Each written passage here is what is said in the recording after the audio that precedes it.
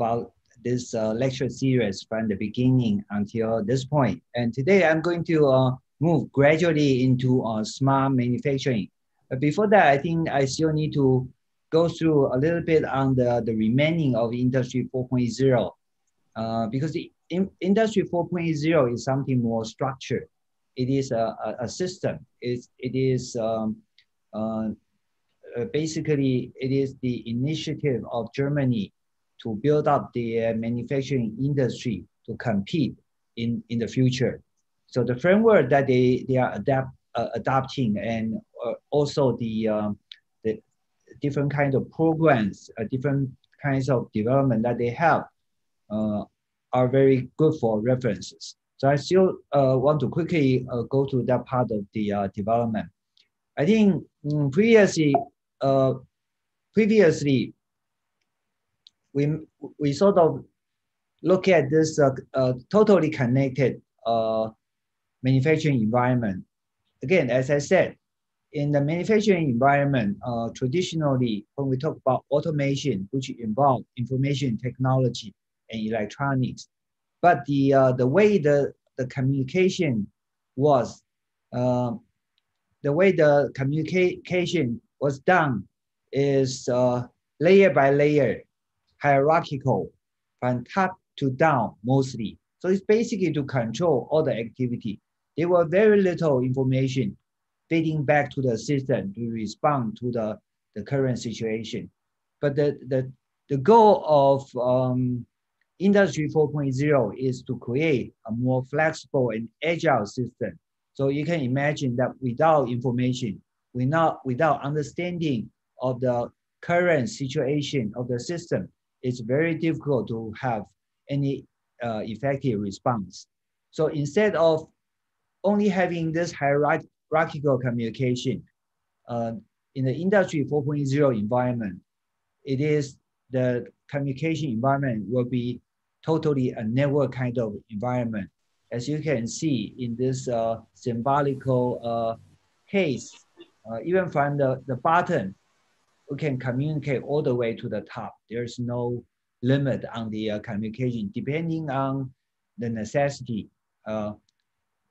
And I also mentioned about a new system where we allow products becoming the core of the system, requesting manufacturing resources in the shop floor to fulfill the needs of the products. And many products will come in and they will coordinate their needs, and the machines will coordinate their service provision, and altogether finishing all the production.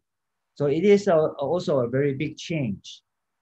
Again, mass production, product go into the system, following the schedule of the process. So you go in, you get processed. You come out, you don't know who you are. Whichever person, whichever customer get the product, this product belongs to the person. So it's very difficult to do customization because product come in without any specific goal. They are all the same. Okay. But for the flexibility and agility required in the system, the goal is to create mass customized products, right? High variety, small batch production with high variety, small batch production, or even personalized product. So the flexibility and agility is to support that kind of market needs. So in order to achieve that, we need to integrate the entire system. I mean, when we say, oh, we want to allow them to communicate, but then chances are they are very difficult to communicate. You see the hierarchical system. I think different companies focus on different layers. They allow the communication between their system with maybe upstream and downstream. Horizontally, they probably don't have the intention to allow them to communicate, or their communication were using proprietary communication protocol. So unless they release, or unless we use reverse engineering, painstakingly check the code.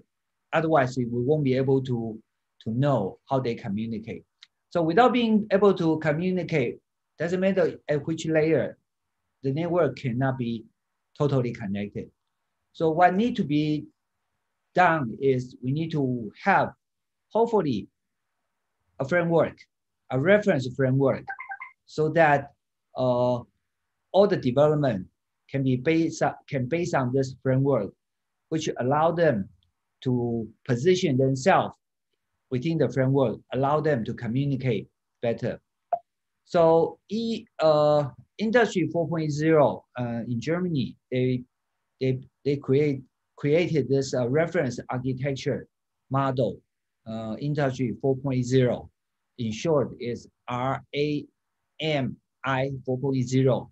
So it's a RAMI 4.0.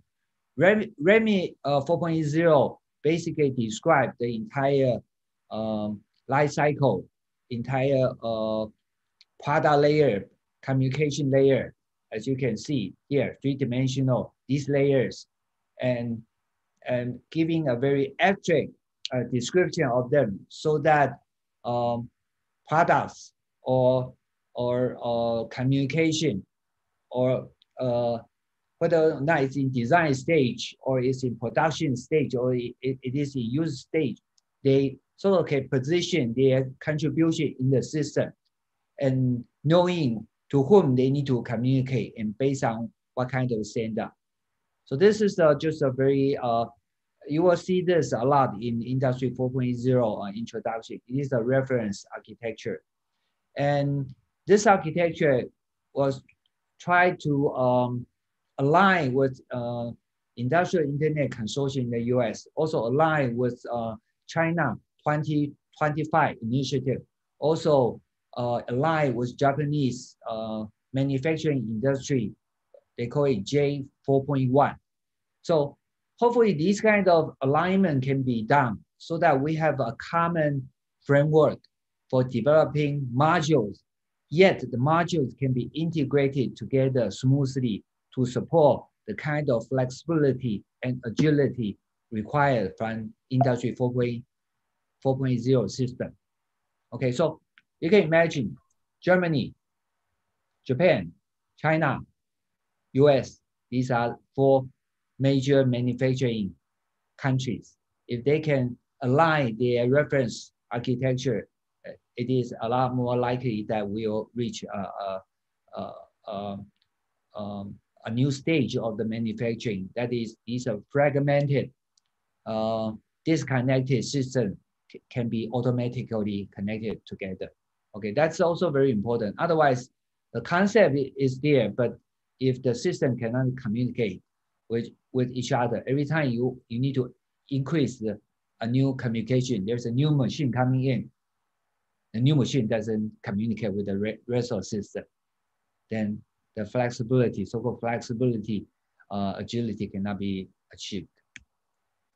So this is a conceptual structure for that kind of communication. That is, earlier I mentioned that hardware will be hidden, right? Just like our computer, doesn't matter what your hardwares are.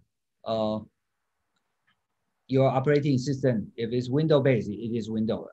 And doesn't matter which company make the computer, it's Windows system. So you write a program, you write a file, it can be transferred easily to a different system and continue the editing. If you write a program on this platform, and you can most likely run the program in the same platform, but on a hardware produced by a different company. So if we can do that, is essentially making, well, earlier we said that making these hardware as services. Like, we don't need to know their hardware part, we just need to know what they can do.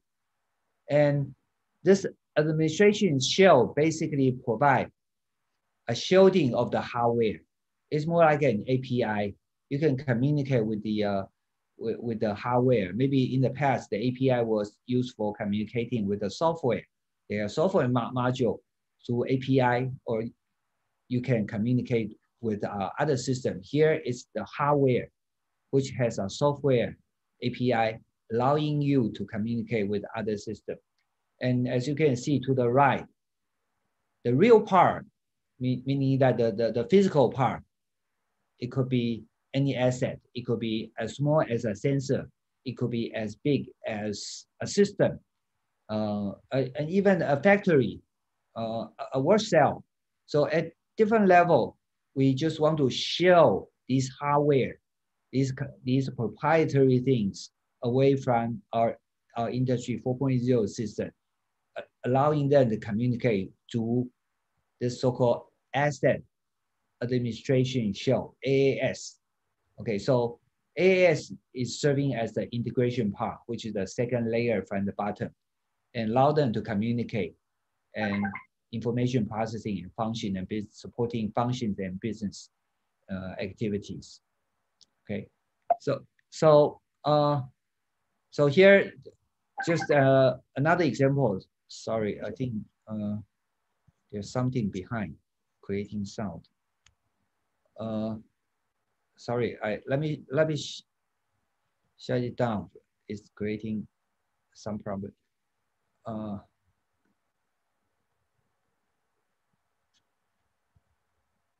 Okay, it's back, and I will share my screen again.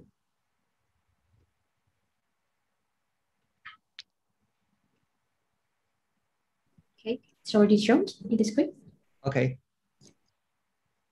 And I think this is the, yeah, perfect. Okay, yeah, so here you see it can be as small as a scale, a sensor, then a weighting module, and an entire system.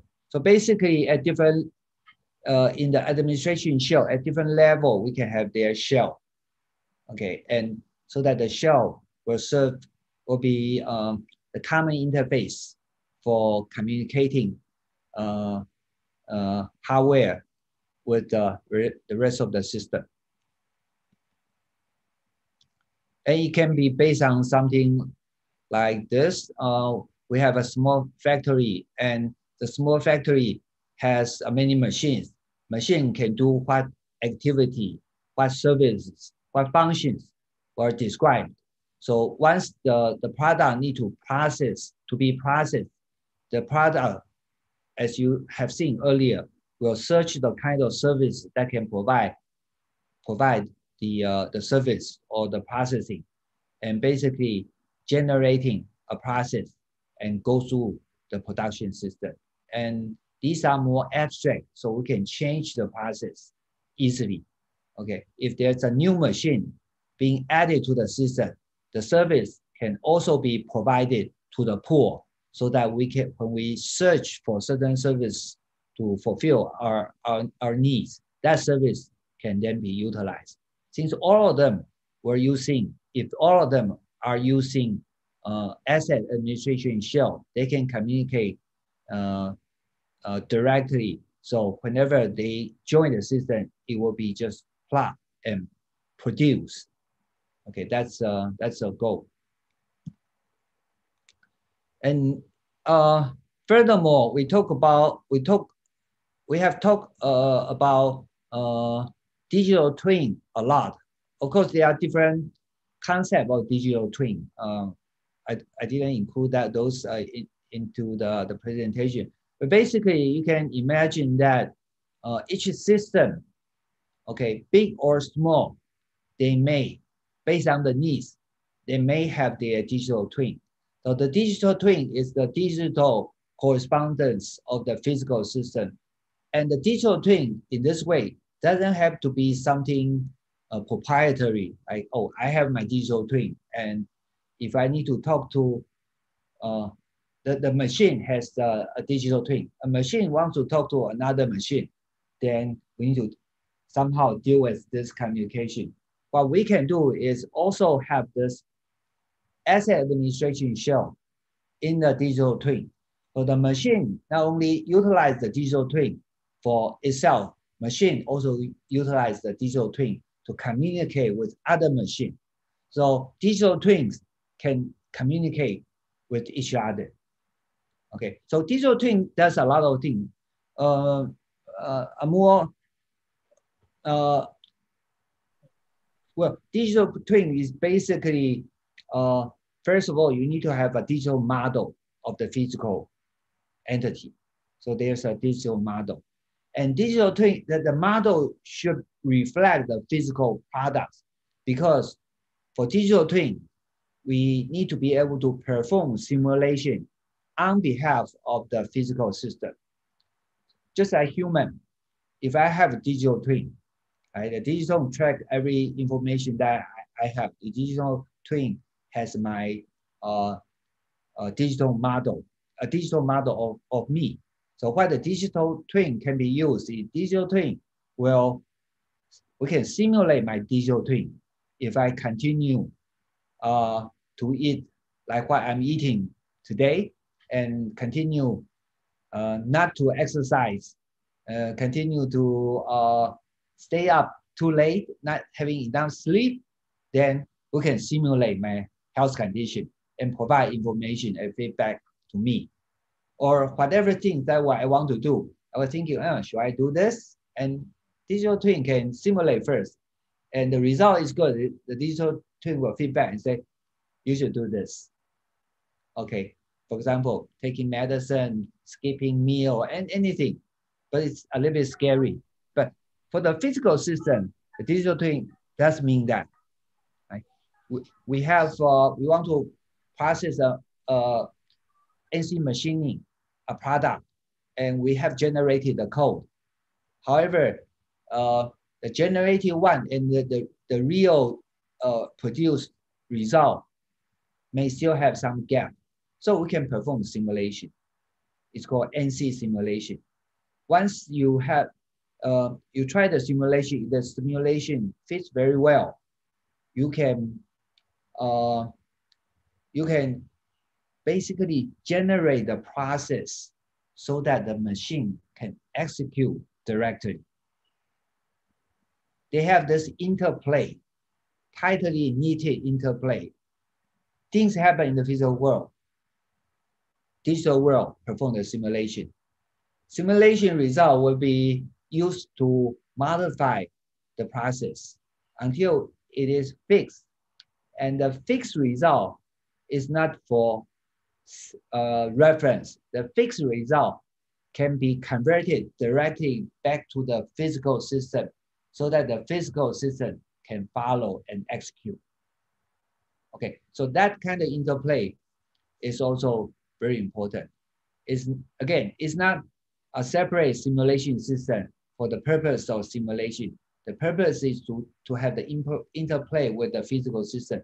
So even the physical system doing the processing to some level or to some detail, if you have doubt on whether or not you should continue doing the same thing. For example, the temperature is too high, the vibration is too strong, then you can still quickly perform the simulation and see whether or not you should slow down, you should stop, or you should do whatever action so that you won't cause the damage to the parts.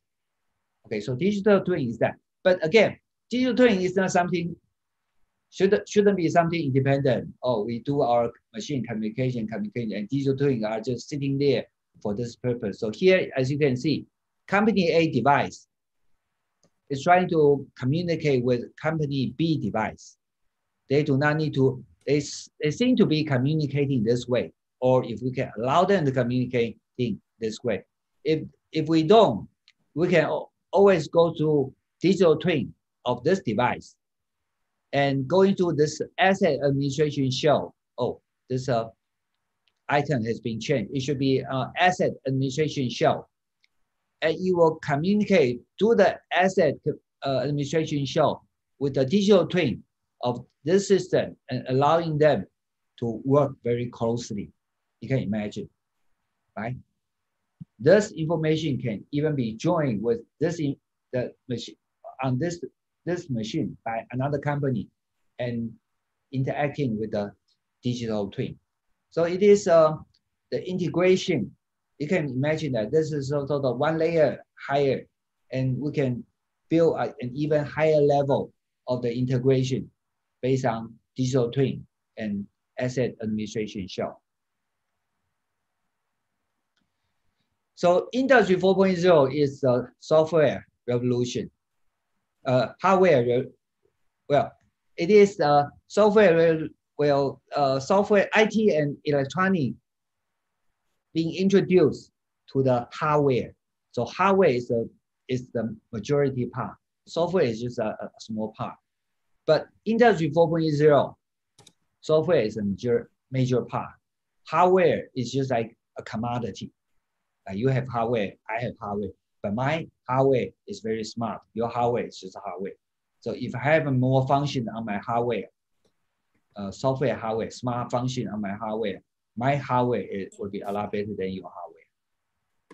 Okay, because we allow the hardware to have sensing capability, to feedback capability, adaptation capability, flexibility. All these functions require data or require sensors, and all of them combined together can make the machine a lot powerful than it was before. Just like our, again, smartphone. Think of it.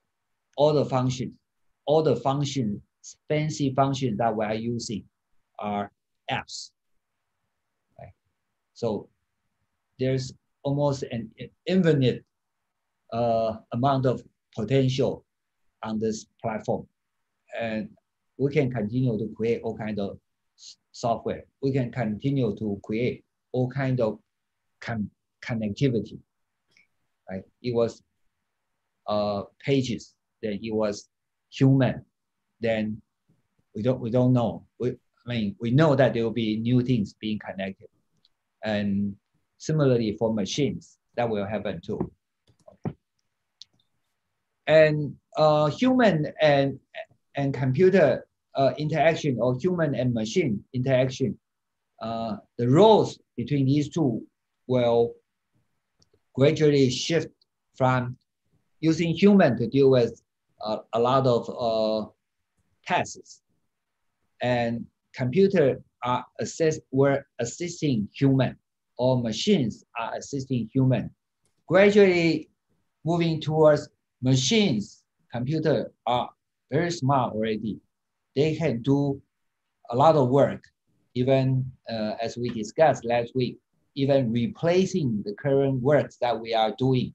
And we will be just assisting them, doing something that machines or robots or computer cannot do well still. Okay, so you can see that right now, a lot of things, I mean, it's not right now. I mean, in the past, it was manual and it was still human-centric. Gradually, it will become machine-centric. And in the beginning, it's man with tools. And in the future, it's human augmented machine. Machine does most of the work, but some of the work human can help. So it's not machine. It doesn't have to machine does everything, right? Autonomous machine, everything. Because sometimes having a machine doing everything is not economically justifiable, right? Maybe you just need to have an alignment, and in order to create this alignment system, it requires tremendous amount of money, and you can just have human helping to align, and that will save a lot of costs, particularly if you are doing this for a great variety of possibility. Human can provide such kind of variety and flexibility. So in the future, you'll be somewhere in between these two, like human augmented machine. And ultimately, I think some of the system will be autonomous. They call it, I think, light out factory. Like there's no need of lights because there's no human there. Human don't need to see things. Everything is dark, but they can still function very well. Basically, it means that there's either automation or there's this autonomous system in the factory. And again, human and machine will play different role. Right now, it's human-centric.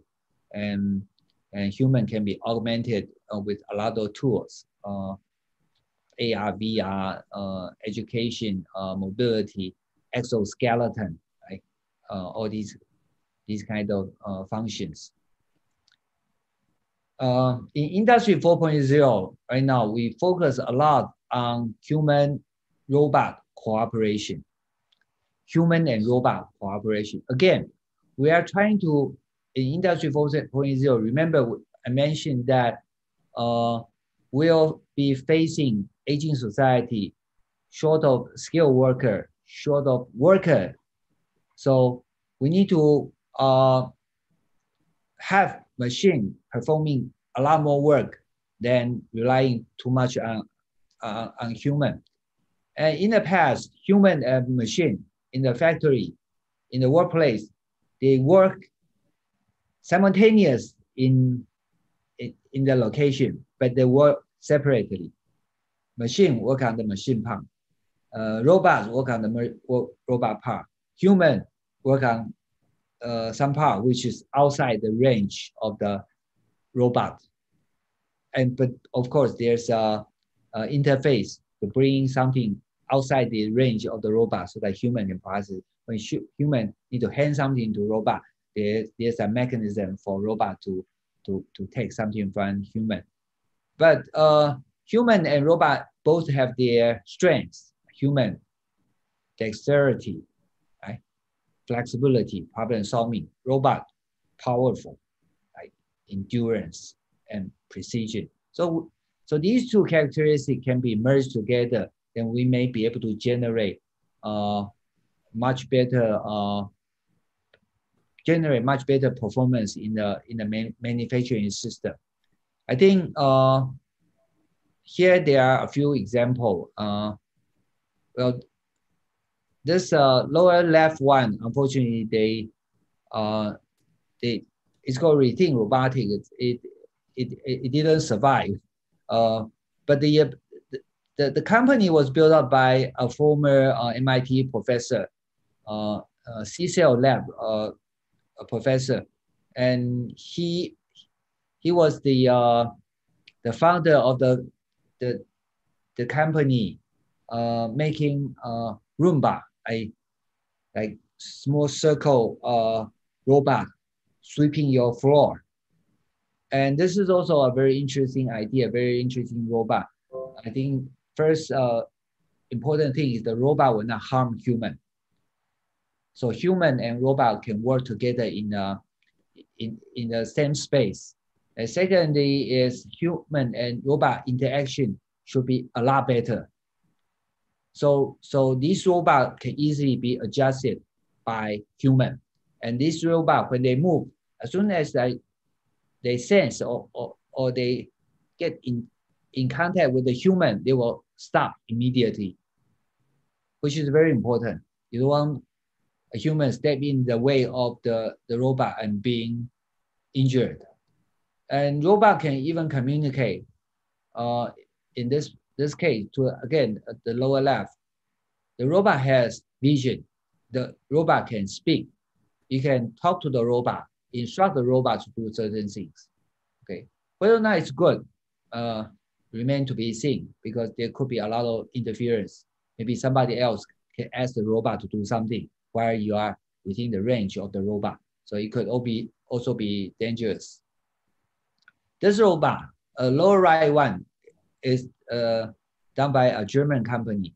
It doesn't have the vision. However, its stance and response capability is extremely well. I saw a video of theirs. We visited their company in Germany, and they play a video, and that was their earlier video promoting their robot. You see this robot taking a knife and cutting down, and they put a fruit down there, and the fruit will be just strike right through. And their CEO suddenly moved the hand between the path of the knife and the fruit. And once they have this activate the function, the knife stopped immediately. So that kind of capability is also very important. Right now, robots, the biggest concern of the robot is robot cannot tell the difference. Robot has the power, endurance, precision, but robot doesn't have the ability to tell a lot of difference. So the first thing, the robot will not harm people. And they demonstrated a lot of interesting function. One function I feel that is also quite interesting. That is, robot without vision can successfully put the USB flash memory to the USB socket on the side of the computer. Even for human, it's quite difficult. But for a robot, you can just take it to a place very close to where it should be pushed in. And the robot will start to test without vision until it sends very quickly, and it quickly plug in the USB. That's very interesting. So it doesn't damage the surface. It has enough sensitivity, and it can execute quickly. Another interesting example is robot can hold some subject tightly. And when a human need to pull the subject out of the robot hands or robot gripper, the robot need to take the cue and release it at the right time. Okay, that is also quite difficult. Human can probably do that quite well with some understanding of the situation, but the robot doesn't have, this robot doesn't have the vision. So robot need to, based on the model built out and knowing that somebody is trying to take away this bottle and will release at the right time. Okay, so that is another example of human-robot cooperation. And there's also a system that Amazon has been using. It's called Kiva system. It used to be a system built by a different company. Amazon acquired this system. And this system also performs a very, very interesting human-robot collaboration.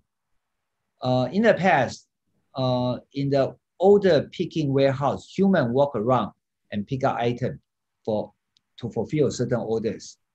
However, when there are lots of items and the orders come very quickly, you need to improve the throughput, the picking rate of the warehouse.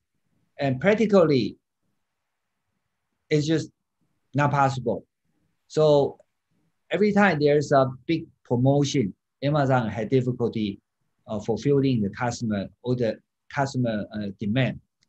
So instead of using human walking around doing the picking, Kiva system allow the robot bring the shelf. They call the shelves as pods. They call Kiva robot will bring the pod in front of the order picker. The order picker will see the screen and know at which place, what items, how many pieces, and pick them. So human do the picking operation. Robots do the walking and searching operation. In the past, it's human walking, searching, and picking. But the walking and searching are non-productive operation for human. Robots can do that very well. So, but robot cannot do picking very well still. So the cooperation is allowing robot to do moving or transportation. A robot doesn't need to search. You just ask robot to go to a certain location, it will go. And human resources are used for picking only. Okay, that is also a very good human-robot cooperation. And we are in fact doing this research for a company. We have built up a simulation system. We have built up a lot of analysis so that the factory, the warehouse will be able to maximize the throughput of the system. Okay, we are not using Kiva robots. We are using another the company is not using Kiva robot. The company is using another brand called Geek Plus, and they have hardware, they have procedure, but they cannot optimize their process. So what we consider is we have built up the ability to analyze the situation, adjust the function of the system automatically. Essentially, we are building a brain for this new order picking system. Let me show you a video. Let me share with you a video for Kiva robot.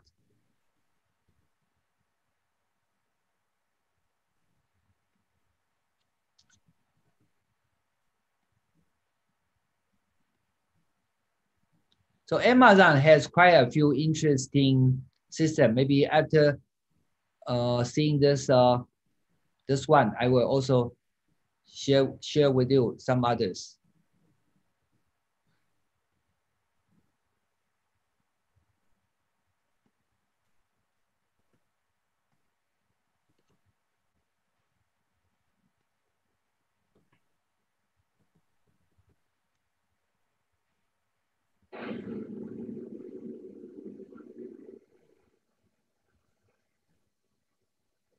So these are the Kiva robots.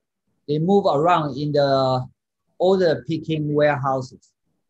They will go under a part, bring the part to the order picking station. Okay, here they are tapes and they are QR code at a certain point so that the robot still can calibrate their motion. So this is a rack. We call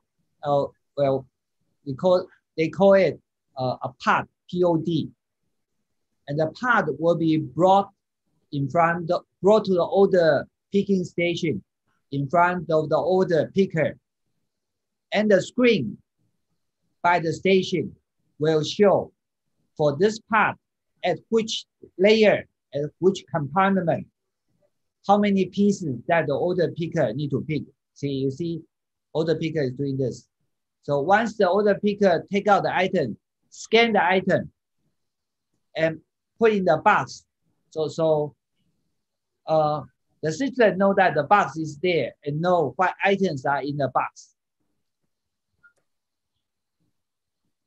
So order picker just continue picking the item. Again, it's still difficult for robot to do this, the picking very safely. Maybe something like the bottle of the water, and robot thought that there's nothing, then may destroy the surface, the package. That is essentially the same as destroying the product. Okay, we cannot ship that product to the. So this box, each box contains quite a few items, and the box and these items are tied together. So this is a sorting station. So each item will be taken out and put in a separate container, standardized container, to allow more automation. So the container and the items are tied together. The system knows which item is in the container. So when the container reach the packing station, the right packing material, the labels will come out, it will be packed and just go out. Okay, so this process is relatively efficient, at least when Amazon uses this new system. Again, it's human-robot collaboration. If you use totally robot, you cannot do it. So we delegate these jobs, which are can be done much better by robots, and allowing human and robots work together. Initially, at least from our early reading, Amazon.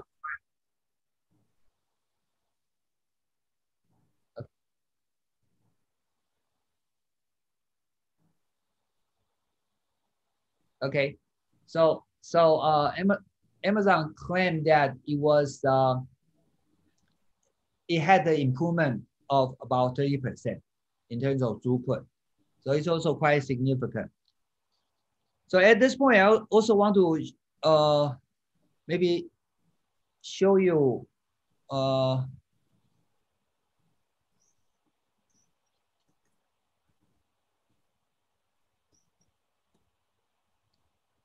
maybe just a most recent one of Amazon's. Oh, maybe okay. Maybe let's look at Amazon Go.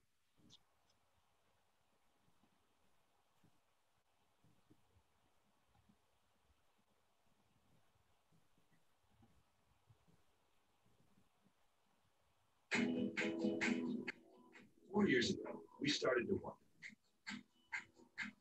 what would shopping look like if you could walk into a store? So how can this be possible, right? What if we could weave the most advanced machine learning, computer vision, and AI into the very fabric of a store, so you never have to wait in line? No lines, no checkouts, no registers. Welcome to Amazon Go. Use the Amazon Go app to enter. Then put away your phone and start shopping. It's really that simple. So basically, you check in. So system know you. Anything you pick up is automatically added to So your they basically virtual recognize your face, I think. cart. If you change your mind, And about that behind every shelf, there are cameras. our they technology have will update your virtual cart automatically. Ways. So how does it work? They use We use computer vision. deep learning algorithms, and sensor fusion, much like you find in self-driving cars. Sensor We call fusion. it just walk out Basically. technology. Once you've got everything you want, you can just go. When you leave, our Just Walk Out technology adds up your virtual cart and charges your Amazon account. Your receipt is sent straight to the app, and you can keep going. Amazon Go. No lines, no checkout. No, seriously.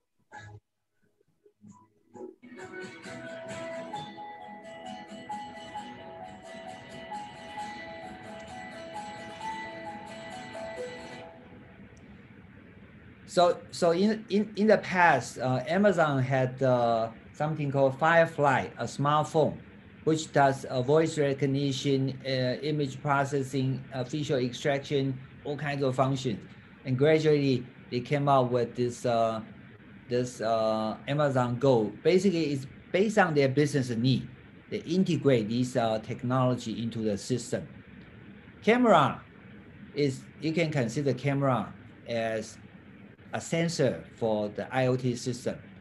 But behind the camera, the sensor sensing the data, the information captured by the camera will be analyzed with AI, as we described before, effectively, so that the information can be utilized. So this is a very good example. And I'm not sure if you are aware of the most recent development of Amazon products. Okay. Not sure this is the best video, but let's try this one.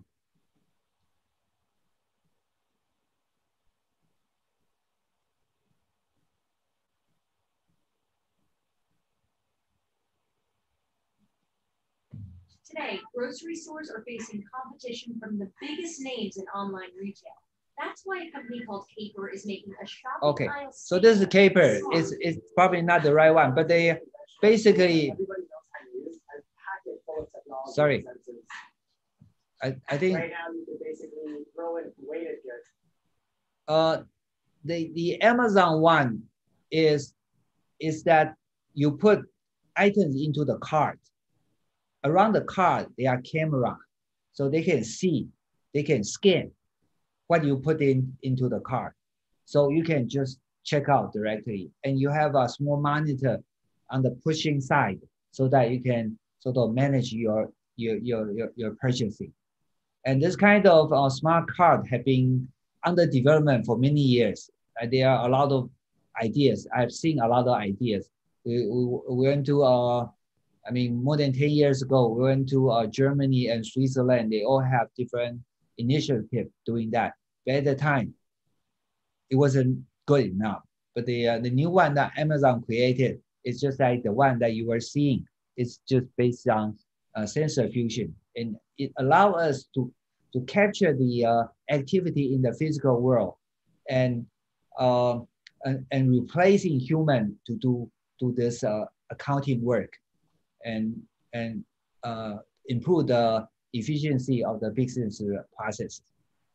Okay, so that's also something I feel quite interesting. So let's come back to the PPT. So industry 4.0 focus on many things, and human robot collaboration is a major step. As I showed previously, the interplay of human and machine, human and robot, or human and computer will be changed. The weighting will be changed. So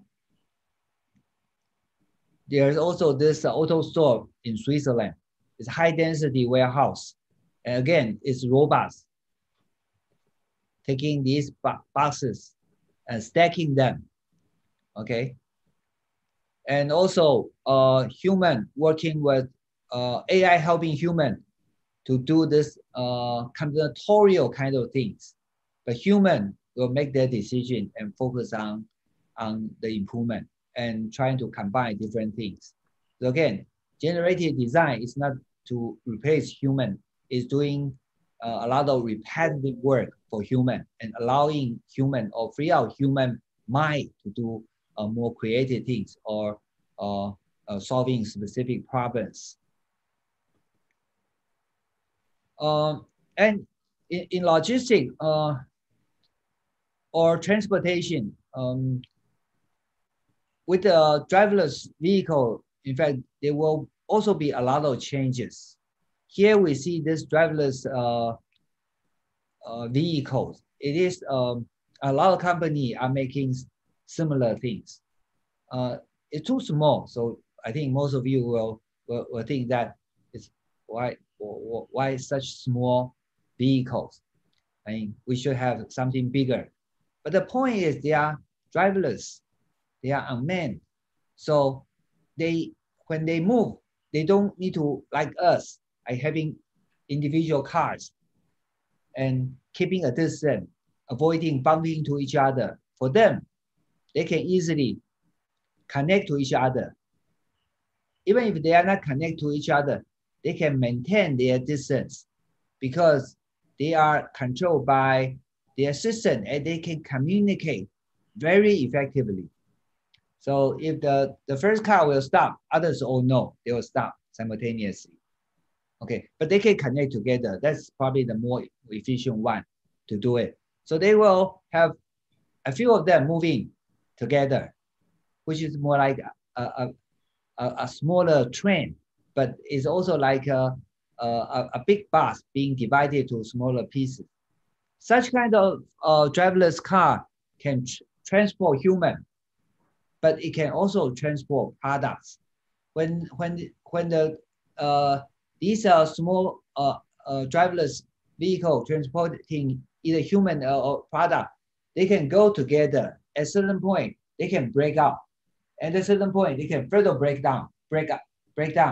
And later they can merge together depending on their needs, which make the transportation and logistics more flexible. You don't have a big car, and although you need to deliver a single item, you still need to drive the entire truck to the person's place and deliver an item. Okay, you can break out, you can merge. That provides a lot more flexibility. And if you want to use it for deliver product, it's even better because you can stack more product. Like in Taipei, you take a bus, you pay $15 NT, but you deliver something and you can stack a lot of product, smaller product, you can deliver them. So it's even more profitable. So it can be used for delivering human and delivering product. And if you want to do the last mile delivery, also can combine these kind of smaller robot, smaller autonomous vehicles to to complete the task. And these are all available already. Okay, with the pandemic, such kind of system is even more prevalent, or it is more possible to be adapted quickly in the future. Okay, Taipei has this kind of driverless vehicle being run, experimented on the street. However, it's quite difficult to have it because maybe you don't feel it, but the roads are very dangerous. Right? The safety is the most important thing. So when you want to allowing such kind of vehicle on the street, there are a lot of legal issues that need to be resolved. So it can only be experimented, say, late at night, and it can only go from which place to which place. And if it crosses that place, it's violating the law. And if it has an accident, who is going to be responsible, and so on. There are just a lot of issues.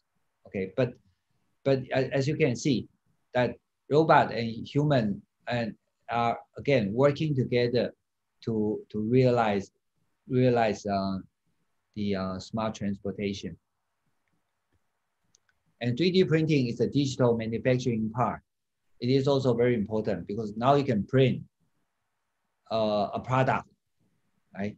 In the past, you want to make a product like that, it's going to be expensive and time consuming. Now you can just print them. And maybe in the beginning, printing was not very with high resolution. I remember the first time I used 3D printing was in 1990, more than 30 years ago in Singapore. I was there writing certain program for them. But then now it's very common. You can print this component. You can print biological objects. You can print food, chocolate. You can print teeth. And people can imagine that these things can be achieved, but it really requires finer injection, finer 3D printer and materials, the right materials, so that they can be printed and used directly. And earlier we mentioned about blockchain. So there were also a company using blockchain to secure the copyright or intellectual property of the creator of the product. Okay, since you have the digital file, you need to send the digital file to somebody owning the 3D printers. Once they have that file, they can continue to print the product and sell the product to the customers, right? So how can you ensure your intellectual property can be safely guarded? So they record the process for specific product produced. So whenever there's a dispute, they say, okay, did you get my authorization to making this part? They can refer it to the blockchain, which record all the process, all the authorization, so that this product, although not made directly by the designer, but made by some 3D printing company, but it does have the authorization. It does contribute the revenue to the designer. Okay, that's also another interesting usage of blockchain. That is to ensure the digital right of the creator. Okay, so quickly go to the Industry 4.0 part. I think because it is also related to smart manufacturing, and it is a more holistic system. I also gave a presentation to Ministry of Industry of Indonesia some time ago, and basically most of the contents I presented here was what I also presented at the time. I think the framework was there. It's just that there are new information added to the framework. Okay. Now I open the file of smart manufacturing. Okay, and again I will. Oops, I'll stop that one.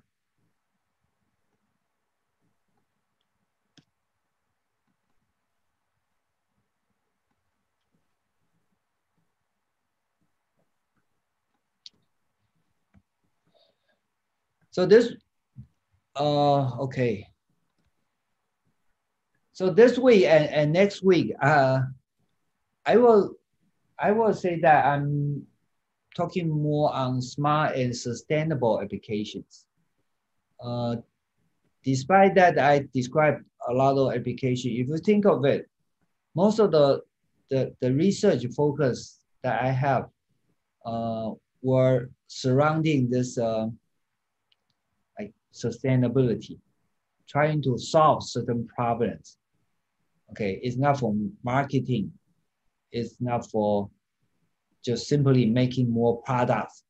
It's for reducing, say, carbon dioxide, carbon emission, conserving energy, improving traffic, helping enhancing human, all these kind of things. So that is, I would say that is more of my research interest now. Although I deal with again AI, IoT, blockchain, but most of the application that we are developing is surrounding on sustainability. Okay, which is also a very important issue. So for smart manufacturing, again, we need to come back to this very basic things. That is, in order to do anything smart, you need to have data. And in order to make the system smart, you need to have data. And now we are talking about getting data from the outside, like sensor data, understanding the status or the process in the system. But before that, the first step, maybe the most basic step is creating the digitalization of the system. You need to have certain digitalization of the system, meaning that you need to have, for example, if you want to do a lot of analysis on the product you design, you need to have a CAD model. Without a CAD model, computer-aided design model, a 3D drawing of the model, you cannot perform a lot of process digitally. You cannot perform the simulation digitally. Similarly, in the outdoor context, if you don't have a map, you don't have so-called geographic information system, a vector graphics type of map, and then you cannot do analysis for the spatial problem. I mean, related to spatial problems, right? If you want to perform a lot of analysis for the building, conceptually, you can, okay, let's put sensor, take sensor, and sensor will take back the data. But the data are just data. They don't have spatial relationship. We don't know where they are, which floor, in what location. So you need to have a 3D model of the environment before you can perform realistic simulation analysis, and the result can be used. So digitalization of the product, digitalization of the system, digitalization of the environment will be the basis for a lot of application.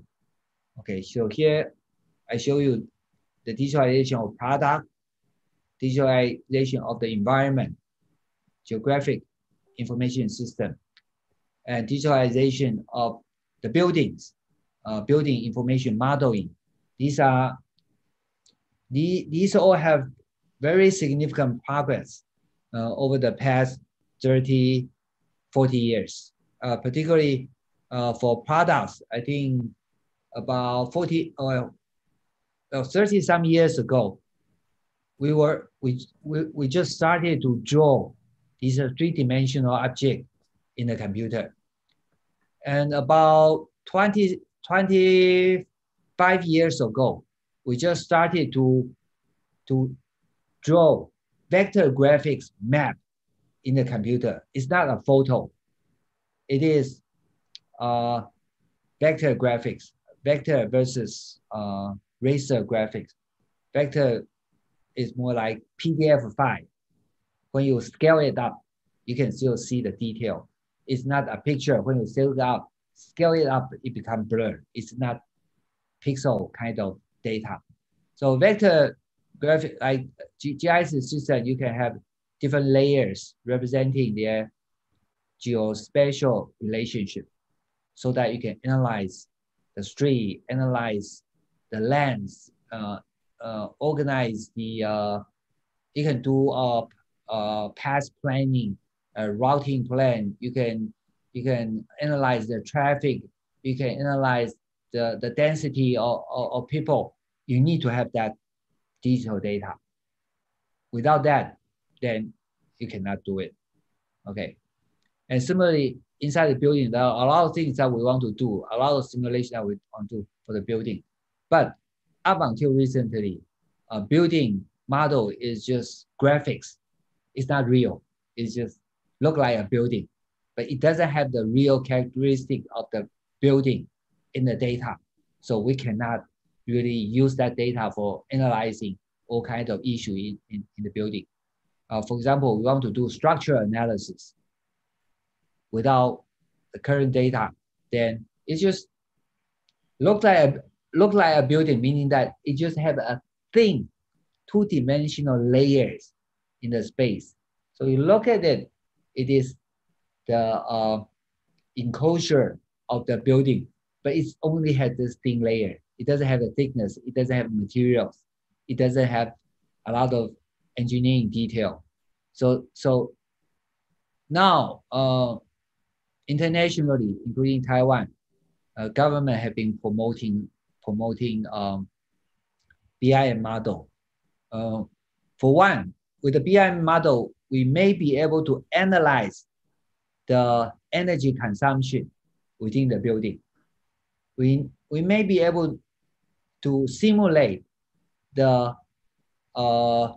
placement of the vents or the placement of the air conditioner, so that we can have more evenly distributed temperature in the room, and so on. But in the past, these are not there. So digitalization is still very important. We know the digitalization of text, right? Rather than writing everything on paper, and now we input this information and numbers into the system in the database. That is also one part of digitalization. Okay, but again, the geometric digitalization part has been lacking, and in a lot of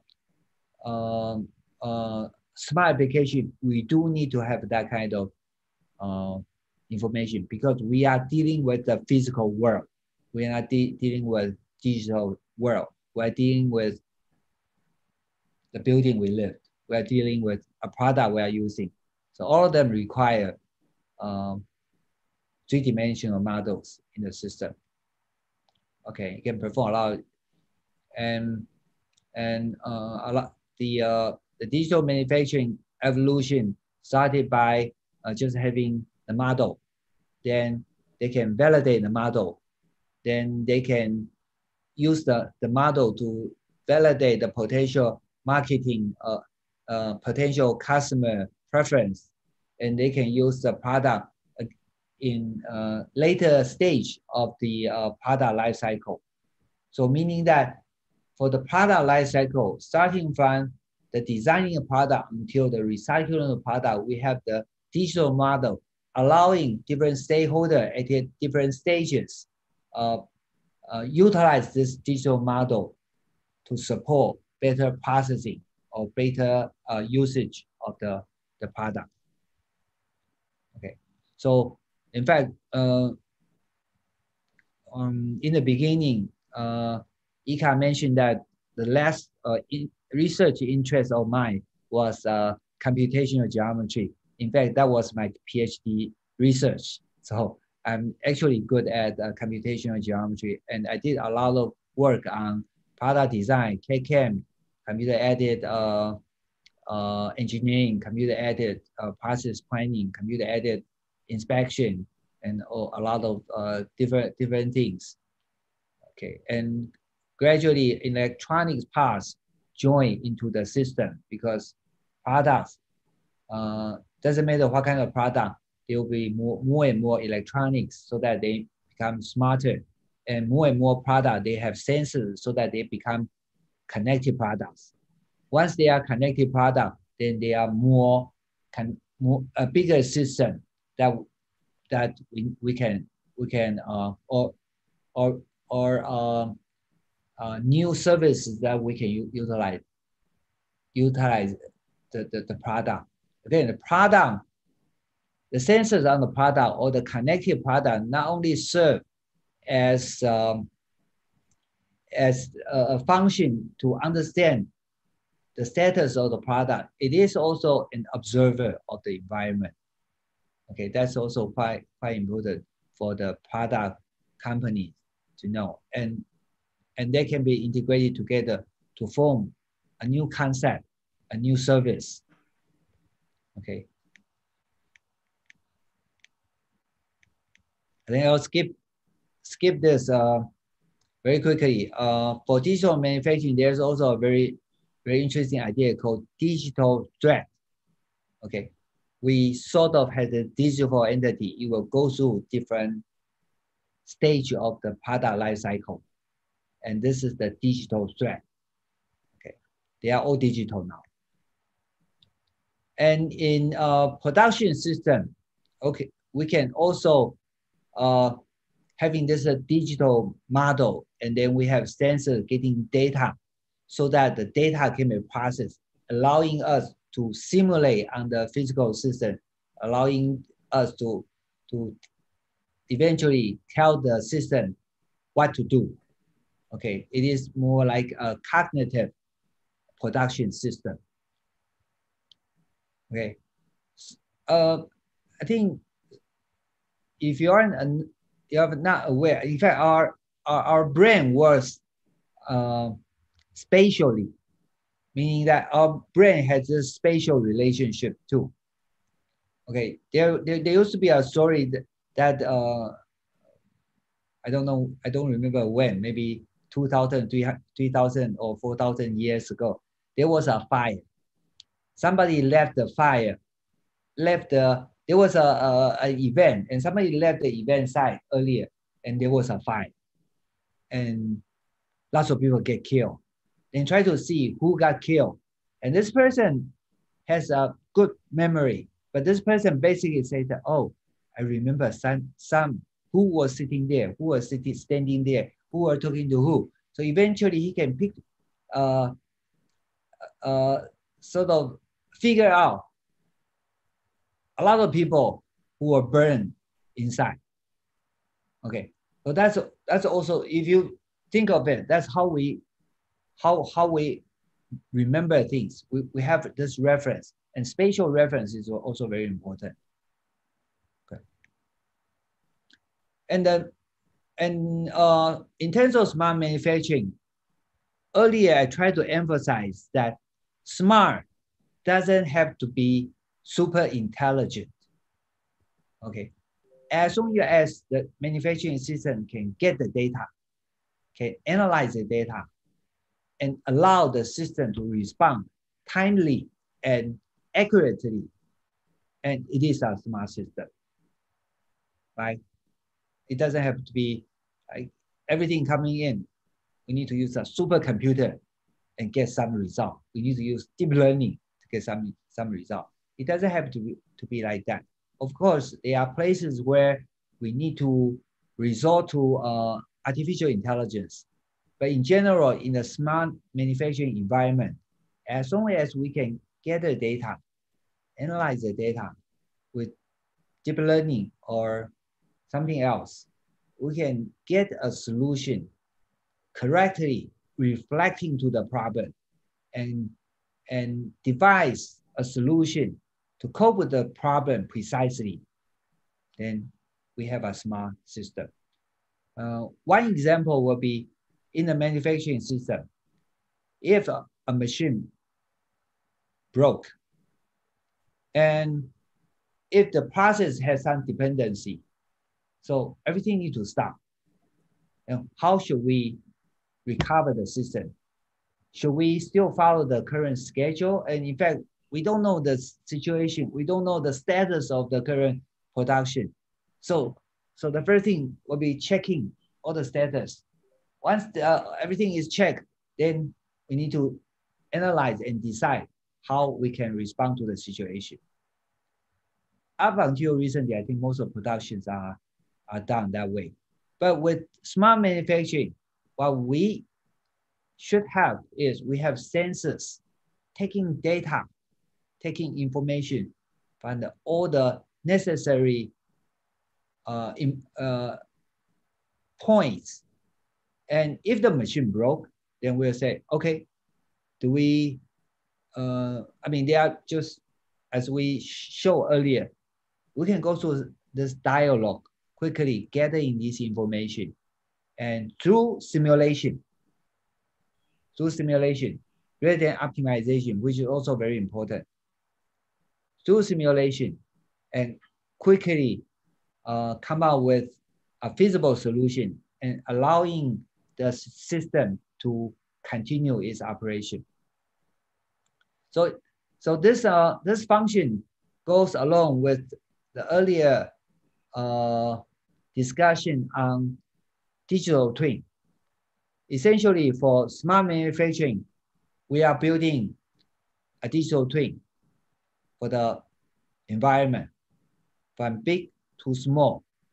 Could be something simple, could be something very complicated, very detailed. But basically, a lot of things that we want to, a lot of problems we want to cope in the system, we can resort to this digital twin. Okay. The biggest scope will be something that I just mentioned, the system stop. And how should we recover from the current situation and move on quickly? That will require a new schedule.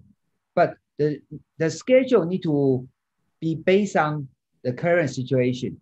So definitely we need to have a sensor getting the data. And with the data reflecting the current status of the manufacturing, then we can perform simulation and quickly come out with a feasible solution. May not be the optimal solution, but it will ensure that the quality will not have a problem. We do have all the necessary materials, and we will not violate the due date constraint and quickly produce a product again. Okay, so smart manufacturing can be just as vague as I said, getting data, being able to respond. But it could be, as I just described, with a digital twin, getting data from the physical environment and perform the simulation and provide an executable, feasible solution to the system. So with that interplay, but it can be very loose, very simple, but it can be as complicated as I just described, okay? With the physical model of the environment, of the machine, the distance, the location, everything. Of course, we can use AI in a lot of smaller parts. Okay, we can use computer vision. We can use it for a lot of machine learning tool who can, if we need to have cobot, collaborative robot, cobot, then we can communicate with the cobot. So cobot need to have natural language processing capability. Well, it has to have speech to text, so that and natural language processing. It also, if the robot need to communicate with us with sound, then it has to have text to speech and so on. So these are AI functions we mentioned briefly earlier, can also be used in many aspects of the production or manufacturing.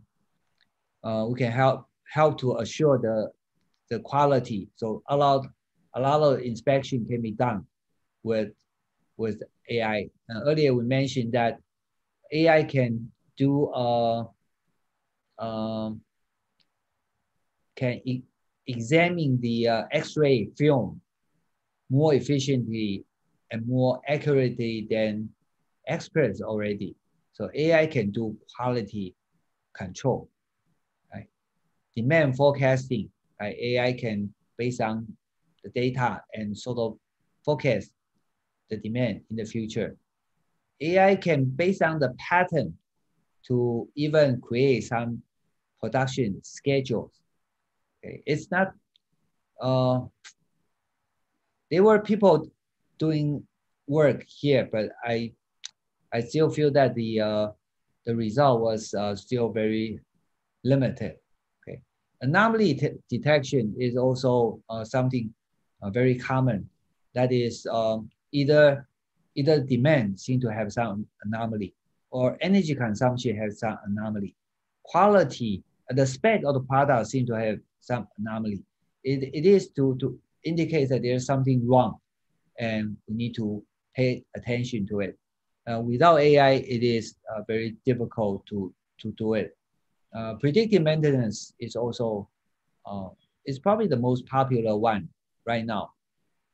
For those of you who are not familiar with maintenance is also very important. Maybe you thought, maintenance, fixing things, doesn't seem to be very attractive. But the problem is we are utilizing a lot of machines. A machine may break. In fact, they will break. Once they break, they're causing a lot of problems. There's cost issue. There's time delay issue, right? There's time delay issue, not just for this product. There's time delay issue even for the entire batch of the production. So you don't want machine, or you want to minimize the breakdown of the machine as much as possible. You want to minimize the breakdown of the machine at the time, at the unscheduled time, unplanned time, as much as possible. From time to time, for sure, you still need to maintain that, but you don't want the machine to break at a time which is unexpected. So traditionally, they say, okay, maintenance, okay, machine break, then we fix it. It's called reactive. And people say that, okay, maybe we do regular maintenance more often so that it will not break. But in fact, when you do this regular maintenance, it's basically based on reliability, it's a probability. So there's small likelihood that after you execute this so-called preventive maintenance, the machine breakdown will be reduced, but it is in probability. So when it breaks, it will still break. But if you put sensors monitoring the status of the machine constantly, it is possible that we build up a prediction model for the breakdown. So because we are monitoring the machine operation constantly,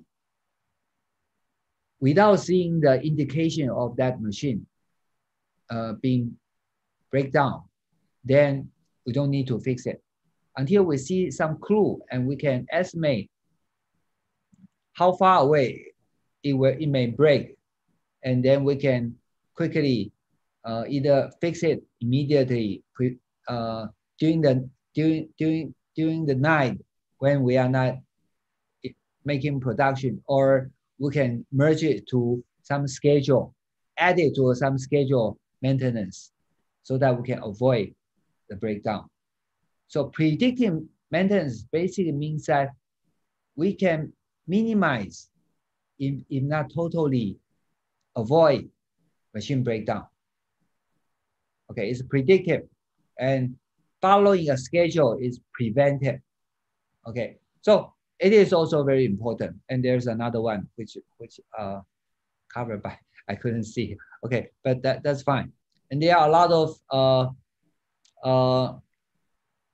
because I said smart manufacturing is just using data analytics, getting data, analyze, and respond to the situation. And there are just a lot of possible application that may be adopted. And the most popular one by prediction, the status nowadays, and in 5 years, following this percentage in 5 years, I think you can see that predictive maintenance right at the top, and big data driven process and quality optimization. So in smart manufacturing, data driven process is very, very important. The process is data driven. Also quality optimization, okay, using it for a lot of quality inspection, quality control, or process control issue. And process visualization and automation is basically for allowing machine to do the work automatically by themselves, and so on. Okay, you can reference on this analysis result by PwC. And this is one example that I had from my student. He has been working in machine. Well, they are not manufacturer. They are a licensed reseller selling these machines. So he was able to get a lot of data for analysis. Such a machine, this is a typical semiconductor or electronic product production line. So there are different stages. In different stages, you will do statistical process inspection. You'll do automatic optical inspection. So automatic optical inspection is basically taking image analysis. But that image analysis is based on very traditional way. That is, maybe you give it a boundary, right? Give it a geometric tolerance. And once you take the photo, you quickly analyzing the photo and say that, okay, it is out of boundary, or it is, here is, it has a little bit of shifting. The component has a little bit of shifting. But the shifting may affect the quality, but may also not affect the quality. But with the traditional AOI, because you give it a tolerance, you do not have a lot of case. What if this and that? What if this and that? You don't have that. You just have a tolerance specified.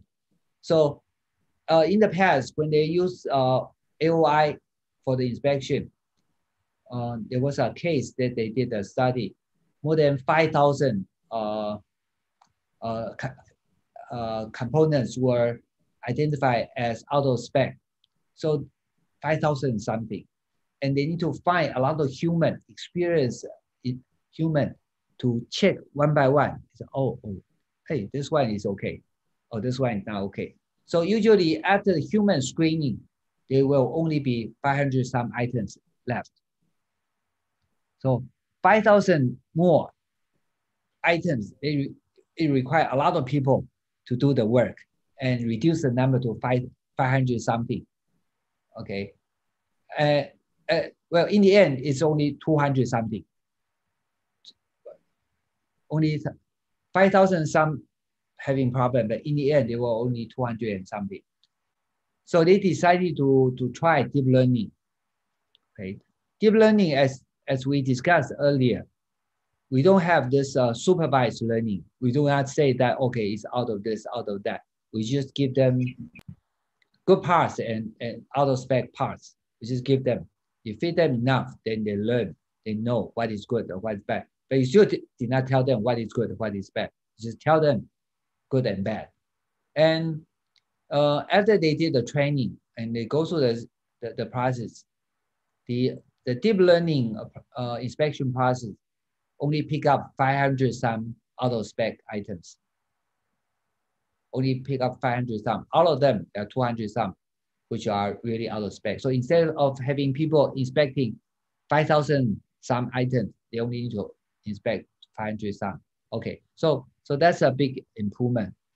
Okay, so deep learning does provide some improvement on the process. And if you put it in the process, you can see that simply we use camera and do the image processing and identify that there's a problem. And the camera can, again, utilize, as I said earlier, geospatial relationship and record the information. So when the car moves to the repairing station, in the past, you can imagine what it is done.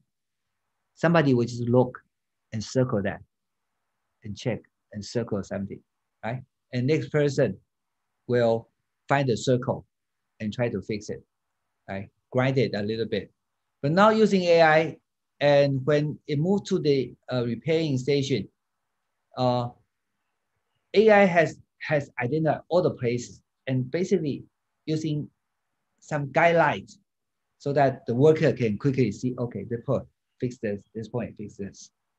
Okay, so again, AI helps to process the information for human, and AI also work with the system and indicate the location, very similar to the Kiva system that we're talking about, allowing human and robot to work together more closely, improving the inspection and checking quality by, in this particular case, by 50%. And we can also accumulate a lot of data from the manufacturing floor and building up our understanding of the, not about the process itself, is about the design of the product and the potential issues on the yield rate. Okay, after we collected a lot of data, this is even going to earlier stage of the product life cycle. So when we design the product in a certain way, we could even predict in which places that they may have problems. Okay, it's very similar to the digital manufacturing we saw earlier. Those are from mechanical engineering research. This is from semiconductor manufacturing industry. The same idea applies. That is, after collecting sufficient amount of data, we train the system, building up the AI so that the AI can help us to examine our design and even predict as which places with this design, in which places during the production we may encounter problems. Okay, so this is also something AI can do. And for predictive maintenance, this is mechanical engineering example. Although we see the signal, it's just up and down. But if we analyze it using, first of all, using Fourier transform, and in time domain, we see the differences. And we may even use something like self-organizing map. So whenever there's a certain situation happen, we know that these situations happen. It could be so-called outer race having failure, this or if the parameter together indicates that in this self-organizing map, then it means that they are still okay, although they are different, but they are still okay. They still have this up and down situation, but they are still okay. But if there's a combination of the parameter indicating that they are in these different regions, we know that there could be certain problem. So this is a very traditional data mining tool or machine learning tool. And this is the preventive, reactive, preventive, predictive maintenance that I mentioned earlier. Okay. In smart manufacturing, basically we want to do predictive maintenance. So for machine, we want to make sure that the maintenance can be done at the right time, right? At the right time. We can rely on a system, but basically we don't know what is going on. We just maintain it regularly. That's preventive. But predictive is right before it's going to break. Depending on how much time we still have, we can find the best time to do the maintenance. Okay, it is very important because we are also doing this offshore wind turbine research. So other than predicting power generation, we are also trying to do maintenance optimization. So for maintenance optimization, I think the ultimate goal will be doing predictive maintenance. Right now, we are still doing this preventive maintenance to minimize the maintenance cost.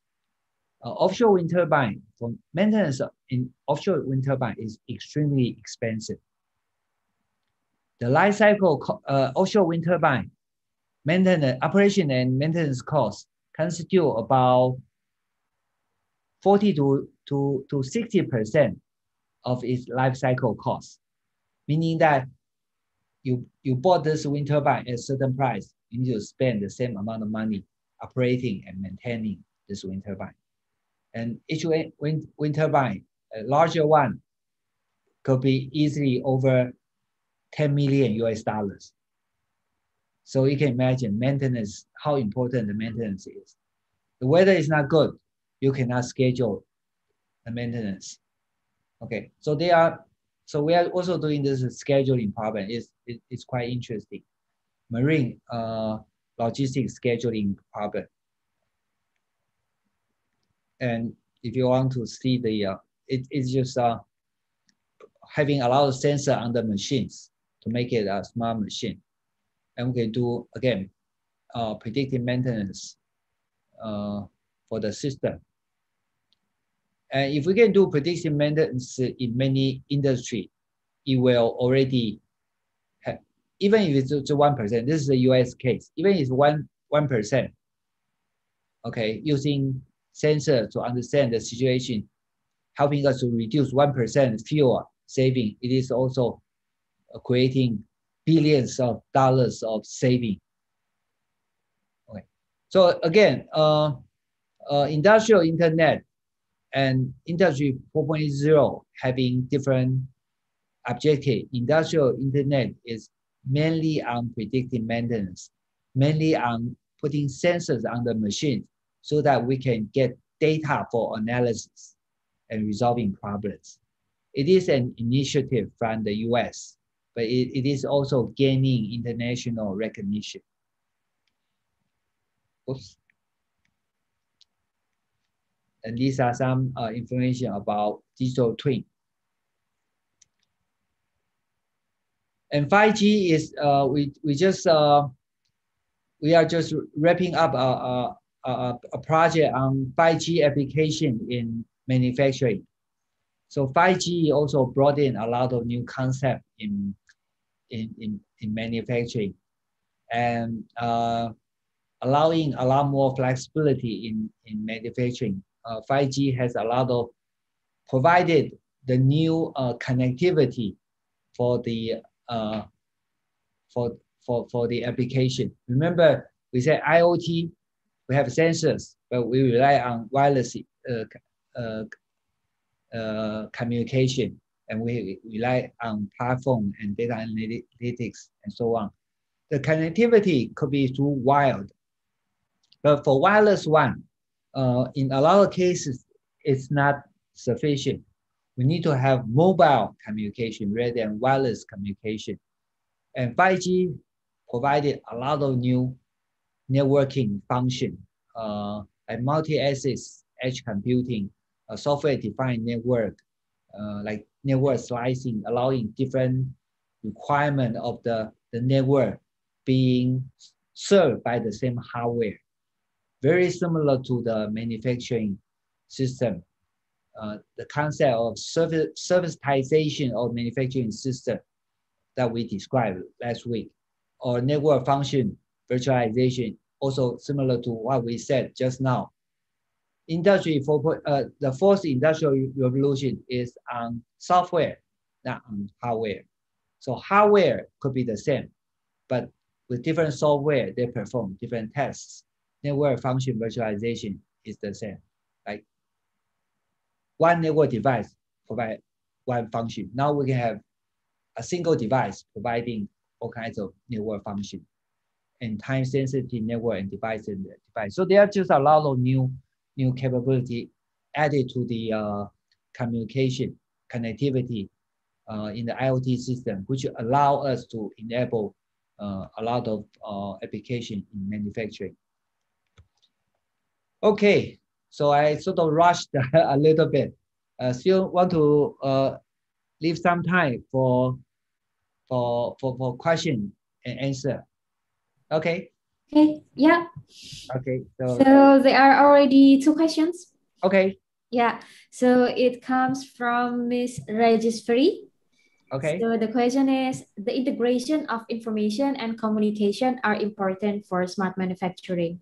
So how to make sure that the integrity of information to avoid miscommunication, which can lead some errors. As we know, there is always a possibility which can interrupt the program code and causing errors and or multifunctions of the output. What is your opinion about this? Okay, it's a very good question. I think yeah, if you know the background of manufacturing, you know that in manufacturing, they do not like to have high-level software. Yes. Yeah, for the reason which was indicated in the question. And they do not like to have wireless communication because everything can come in, right? So this issue need to be addressed for sure. So they are a lot of researchers dealing with this IoT security, cybersecurity issues. It's a big area. A lot of problems were being tackled. Maybe I can. Well, some of the example will be, for example, how can we prevent firmware upgrade? Potential malware during the brought in by firmware upgrade. So of course there are mechanisms, but if we combine it with the blockchain system, basically blockchain system has this KPI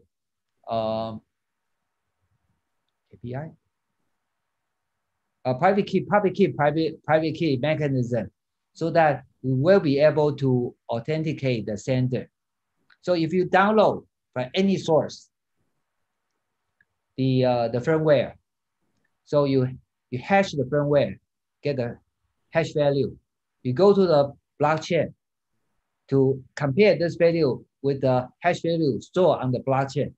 If they are identical, meaning that the firmware has not been tampered, so you can use it to upgrade your system. For example, that is one mechanism. So there are just a lot of research ongoing. I'm not an expert on cybersecurity, but for the workshop, I'm co-organizing with Tokyo Institute of Technology. We have this annual workshop between two two university. It's called Intelligent IoT Environment. I think half of the presentation were about IoT security. There are a lot of things need to be tackled for sure. So it is a very important issue. And the integration part, we said, we seem to talk about just software communication integration, but there's also a service level integration. For example, we use the same system so that we can communicate, and we speak English. However, if we speak different business language, then maybe we cannot communicate. When I say something, although in English, to you, it means something else. So there's also the service level communication, semantics that need to be standardized. Okay, so there's also in W3C, there's a development on this. So earlier I mentioned about semantics, okay, or some people call it web of things. Web of things, that is dealing semantics in the IoT system. So when your thermostat sensor talk to you, and you need to understand what the thermostat told you, right? And this thermostat come from one company, that thermostat come from another company. And also when you receive one information, you usually do not make decision directly. You want to gather more information. All of them combined together, it will help me to make the decision. It's not help. All together will information come together to result in some decision. Okay, that will require semantics. I think nowadays they also call it knowledge graph, which is about semantics. So that part, if we can integrate that part, that is, again, we have ability to communicate. We have cybersecurity on the network, on the hardware, on the software, on the machine part, and we have cybersecurity. We have IoT cybersecurity, and we have knowledge graph. I think it will allow us to have more precise communication in the integrated system, which is, I mean, the same as any other large system. There are different levels of the standards that you need to build. Again, for the communication here at the machine level, they are trying to use a protocol called UPC-UA. UA stands for Unified Architecture. So at the machine, also you have different layer for communication. At the upper layer, they use UPC. They use different protocol. Now they try to use UPC-UA. Okay, and above that, they should have the semantic. Otherwise, machines cannot talk to machine. Machine can talk to machine, but machine can only talk to other machine for simple issue. If you want to have a complex events, so you need to have ability to deal with complex event processing, you need to have semantics. Just like we can communicate words, there's no semantic. And these two words together can mean one thing, can mean a different thing, depending on the semantics, depending on the logic of the words. Okay, machine to machine will be the same. I think if you, I don't remember who, if you read a new recent article about AI, I think there was a prediction that is we need to teach AI physics. We need to teach AI physics, meaning that AI need to know the physical world. Wow. Otherwise, AI doesn't have the sense of the physical world. That's for one thing. AI now knows semantics. AI now need to know physics. That was an argument by, Wow. I don't remember. Okay, go ahead.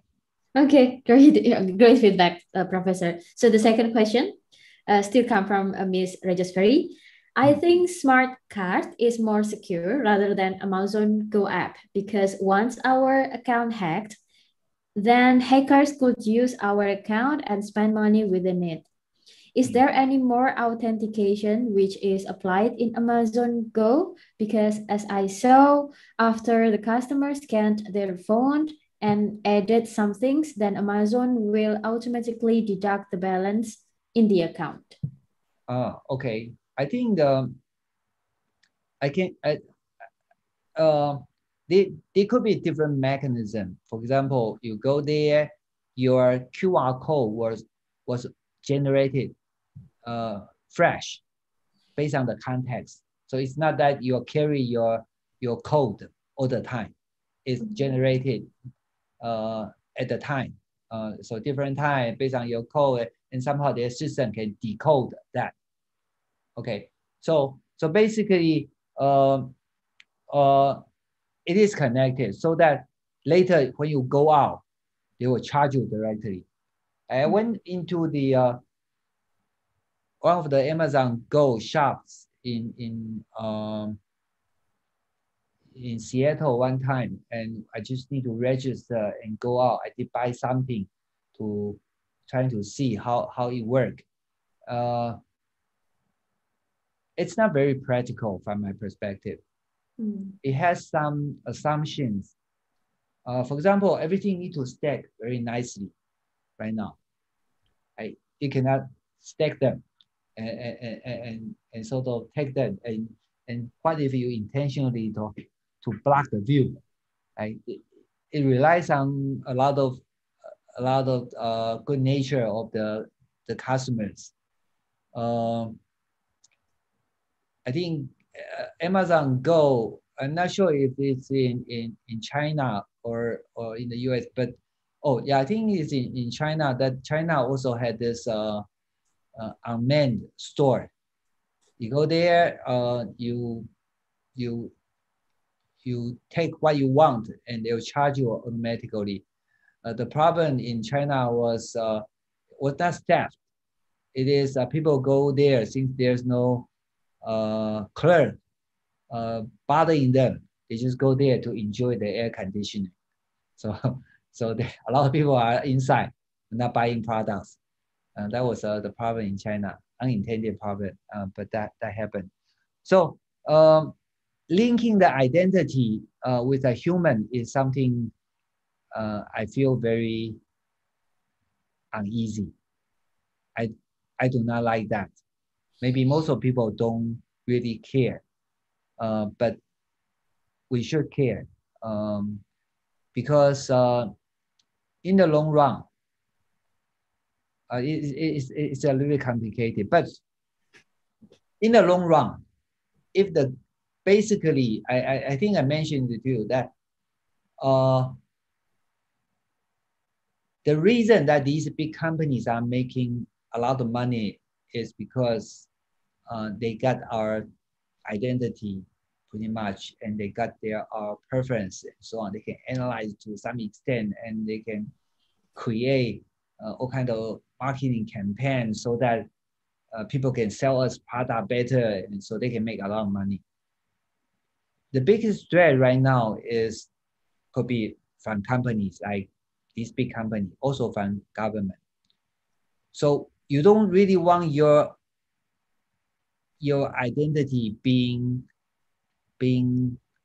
your digital identity being known, or your digital threat being known by these companies.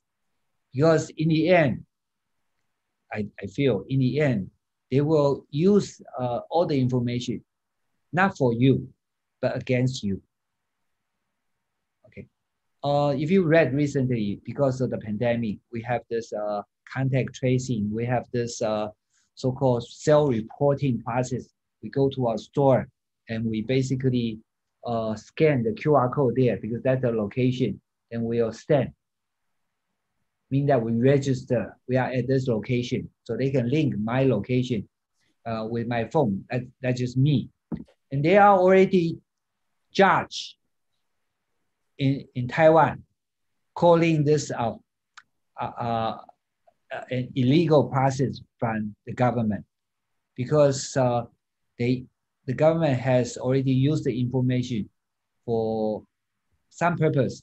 Maybe at this time they are good, but once they break the law, they can continue to utilize this kind of system and justify the way that they collect information and use it for not intended, for the data which were not intended to be used. Okay, and the threat also came from AI, because then they can use the AI to, I mean, it's it sounds like I'm a little paranoid, but it's not. It's a true situation. Like there's a company in Taiwan which they have built out the system. So you just, if you are a politician, you should tell them what kind of support you want them to create for you. They can create a lot of bots and create a lot of fake news, fake support. They can leave a lot of supporting opinions, opposing opinion on Facebook and different places. Just simple, just very simple. You just type and it just go out. It doesn't require hundreds of people doing that, thousands of people doing that. It's just one program doing that. And recently, Facebook admitted that they received requests, meaning that probably they got paid by certain government to block certain information from Facebook. So, because I know, maybe I mentioned about this before, I am in a committee which is trying to understand the issues within data economy. With data economy, we need to have data ownership. We need to have that data privacy. It's a very complex issue. But if you don't have data ownership, those companies, international companies, will dominate your local digital world. And most of your innovation, digital innovation by local company cannot succeed. They are dominated by these companies. But these data that the foreign powerhouse obtain are, say, for Indonesian's case, it's Indonesian citizen, their personal data, and they cannot have them. They cannot decide how those data can be used. And foreign companies are making tremendous amount of money, and they are not even paying tax to Indonesia. And these issues are gradually becoming more and more serious. And we need to have our own digital sovereignty. We need to deal with this kind of threat. Otherwise, it will jeopardize our innovation, like innovation within the country. Not only the physical world, it's also the digital world. Okay, so like Amazon Go or a lot of these kind of applications, I mean, I do a lot of research. I develop a lot of systems, but I don't use it. I feel the threat, really. I feel the threat. Again, I'm not paranoid. I think I sort of understand the situation, and I just do not want to join the game. Okay, so you go in, you get your code being scanned. Chances are they recognize your face already, and or your smartphone was still open, so that they use your communication signal to do location detection, so they know you are in this region, and their camera recognize it is the person who scanned the face, and the ID are linked together. So all these are linked together. So everything that you do, they sort of assign to you. And when you go out, they give you a list. You can double check whether or not it's correct. But in fact, you are being recorded. Google did that, and Facebook did that. I mean, all of them are doing that. They are getting, basically, human become the product to provide the word sense. We are the products. We are using the service, but we are the product because they are selling our information to product companies so that product companies can benefit and they benefit. Again, I mentioned about a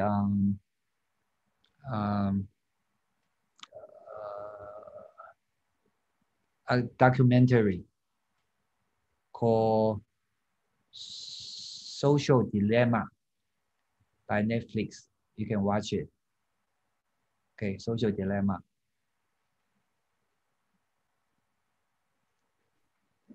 Okay, hopefully I answered some. I'm just, I know you are asking about the how accurate or how secure it is, but I think that I feel that the more critical issue is your identity being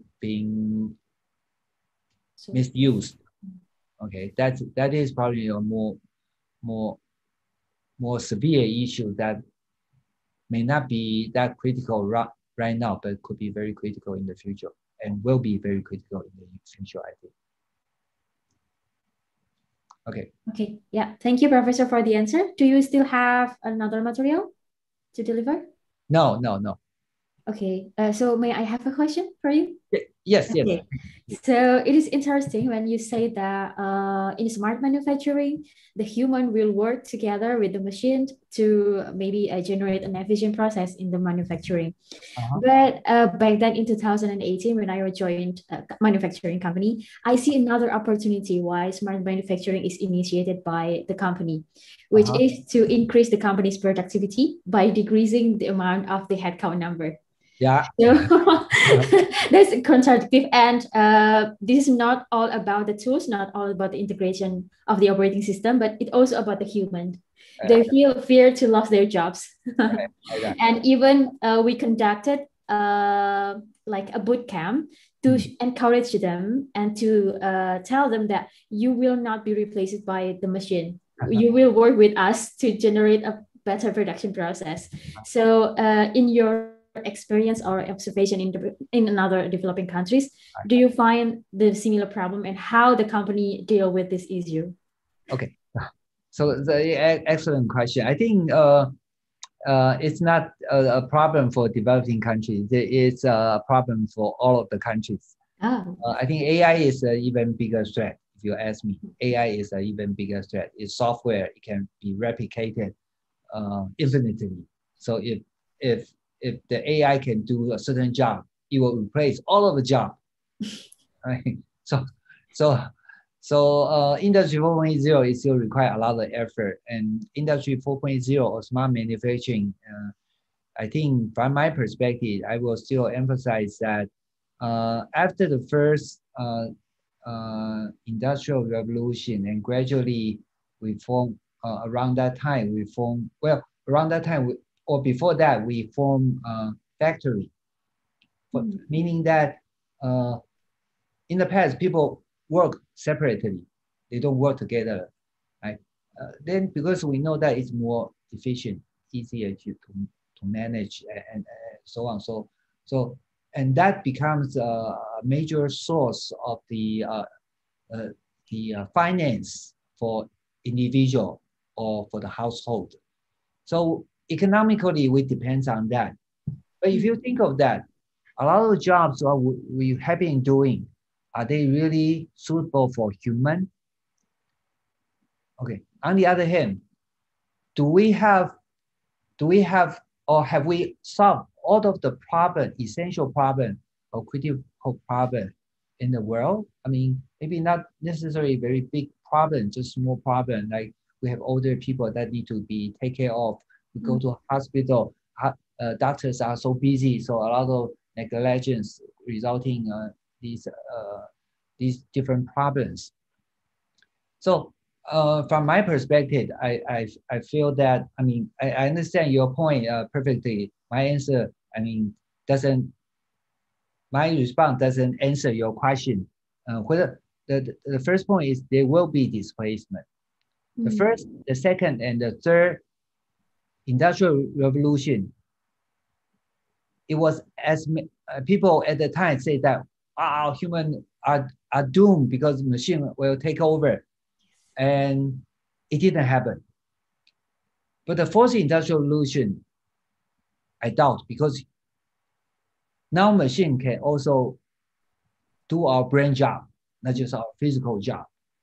So it's more likely that machine will take over more human job. And with the AI, for sure, they will take away more human job. And at this time, it's not the easy question. It's not the question that we can answer immediately. And also it's not the question that one company can solve. It's a social problem. It's a problem from the society, right?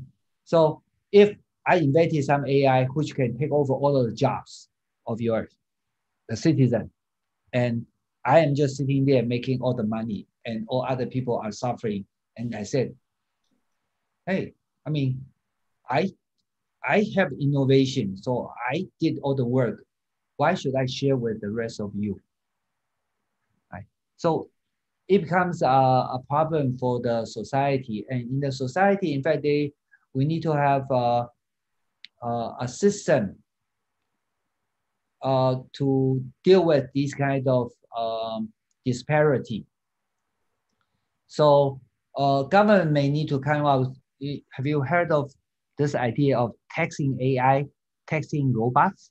Not yet, not yet. Yeah, it sounds ridiculous, right? How do we tax AI? It's a software.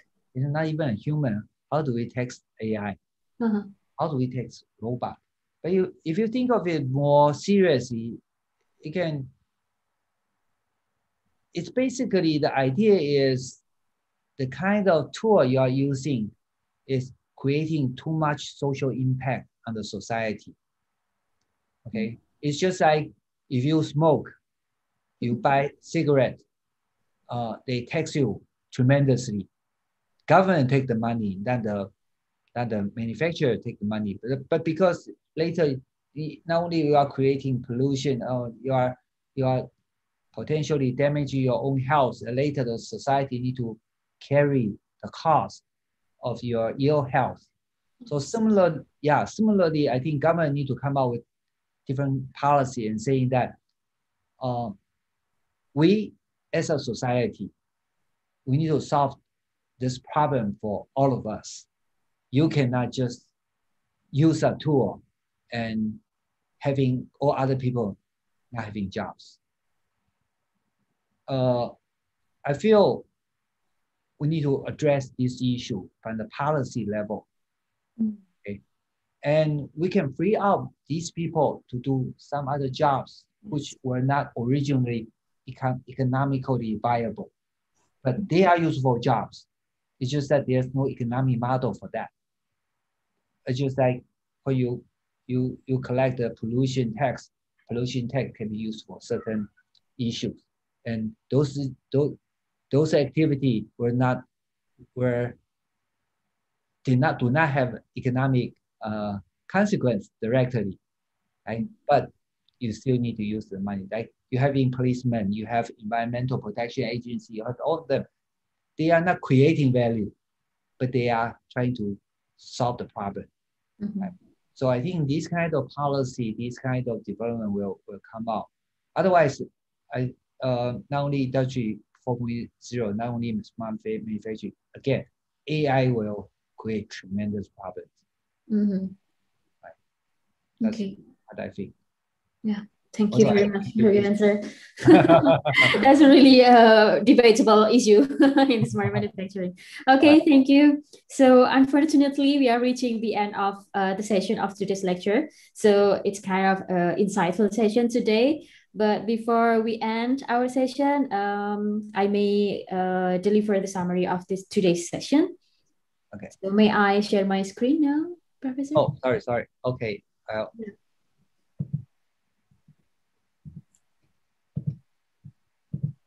Okay, thank you. So in this summary, I would like to deliver some of the notes. The first one is smart manufacturing is a broad concept of human, computer, internet, and also the integrated manufacturing or the collaborative manufacturing system.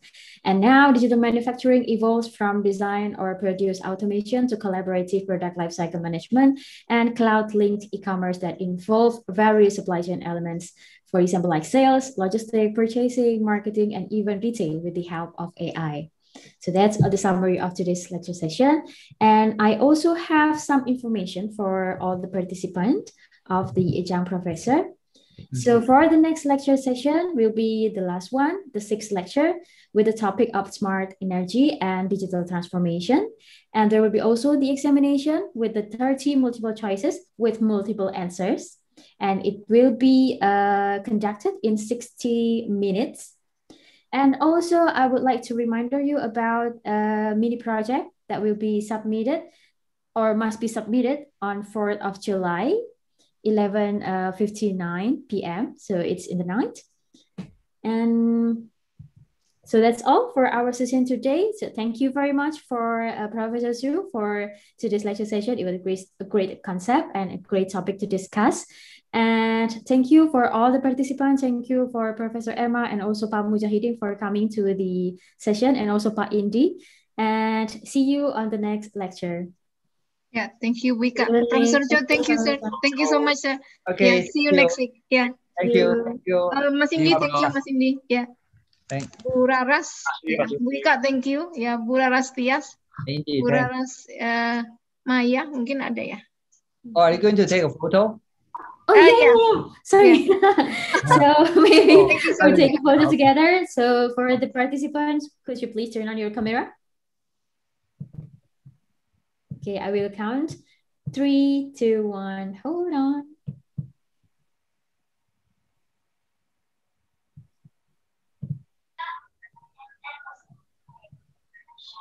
Okay, thank you very much for the photo. Okay. Thank you. Yeah, thank you. Thank you, sir. Thank you very much. Bye-bye, bro. Okay. Yeah, thank you. Bye-bye, sir. Yeah. I'll see you next week. See you next week. Yeah. Okay, bye.